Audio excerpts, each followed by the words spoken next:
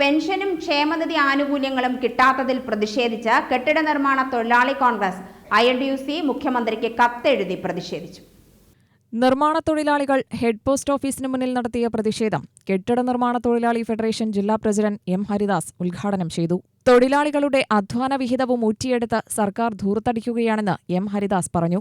തൊഴിലാളി വിഹിതവും കെട്ടിട ഉടമ വിഹിതവും ചേർത്ത് നൽകാവുന്ന ആനുകൂല്യങ്ങൾ പോലും സാമ്പത്തിക പ്രതിസന്ധിയുടെ പേരിൽ തടഞ്ഞുവെക്കുകയാണ്. കേരളത്തിന്റെ റവന്യൂ സമ്പത്താണ് നിർമ്മാണ മേഖല എന്ന വസ്തുത മറന്നുകൊണ്ടുള്ള സർക്കാർ പ്രവർത്തനം തൊഴിലാളികളെയും വികസനത്തെയും ഇല്ലാതാക്കുകയാണ്.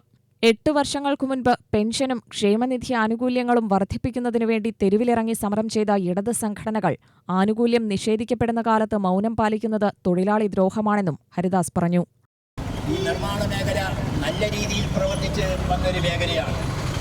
കഴിഞ്ഞ കുറച്ച് വർഷങ്ങളായി ഈ മേഖലയെ തകർത്ത് തരിപ്പണമാക്കിക്കൊണ്ടുള്ള ക്ഷേമനിധികളെ സംബന്ധിച്ചിടത്തോളം തകർത്ത് തരിപ്പണമാക്കിക്കൊണ്ടുള്ള ഒരു സമീപനമാണ് ഞങ്ങൾ തൊഴിലാളി വർഗത്തിൻ്റെ ഗവൺമെൻറ്റാണ് എന്ന് പലരും വിശ്വസിച്ച് അവർക്ക് വോട്ട് ചെയ്തിട്ടുണ്ട്. അങ്ങനെ വന്ന ഗവൺമെൻറ്റിനെ സംബന്ധിച്ചിടത്തോളം തൊഴിലാളി ദ്രോഹ നടപടികളാണ് ഇന്ന് മൊത്തത്തിൽ കാണുന്നത്.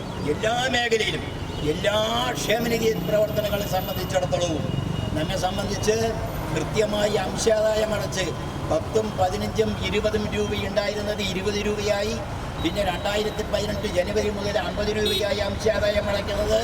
അങ്ങനെ അടച്ച തൊഴിലാളിയെ സംബന്ധിച്ചിടത്തോളം ഇത് തുടക്കത്തിൽ 1,40,18 വയസ്സ് മുതൽ 60 വയസ്സാകുമ്പോൾ നമ്മൾ പെൻഷൻ പറ്റും. അങ്ങനെ 42 വർഷം പൈസ അംശാദായം വെച്ച് അടച്ച തൊഴിലാളിക്ക് 1,60,000 രൂപ കിട്ടും എന്നൊക്കെ പറഞ്ഞ് വിശ്വസിപ്പിച്ചാണ് പണ്ട് നമ്മൾ അതിൻ്റെ രേഖകളൊക്കെ അന്ന് ഉണ്ടായിരുന്നു. കേരള ഗവൺമെൻറ്റിൻ്റെ കീഴിലായിരുന്നു അന്ന് ഇത് തുടങ്ങിയതെങ്കിൽ ഇന്ത്യൻ പാർലമെൻറ്റ് പാസ്സാക്കിയതിൻ്റെ അടിസ്ഥാനത്തിൽ അഖിലേന്ത്യാ തലത്തിലാണ് ഇന്ന് നമ്മുടെ പ്രവർത്തനത്തെ സംബന്ധിച്ചിടത്തോളം ഈ ക്ഷേമനിധി നിലനിന്ന് പോരുന്നത്. യൂണിയൻ ജില്ലാ പ്രസിഡന്റ് M. K. ബാബു അധ്യക്ഷനായി. രവീന്ദ്രൻ, V. കേശവദാസ്, വേണു, സുധാകരൻ എന്നിവർ സംസാരിച്ചു. UTV news, Palakkad.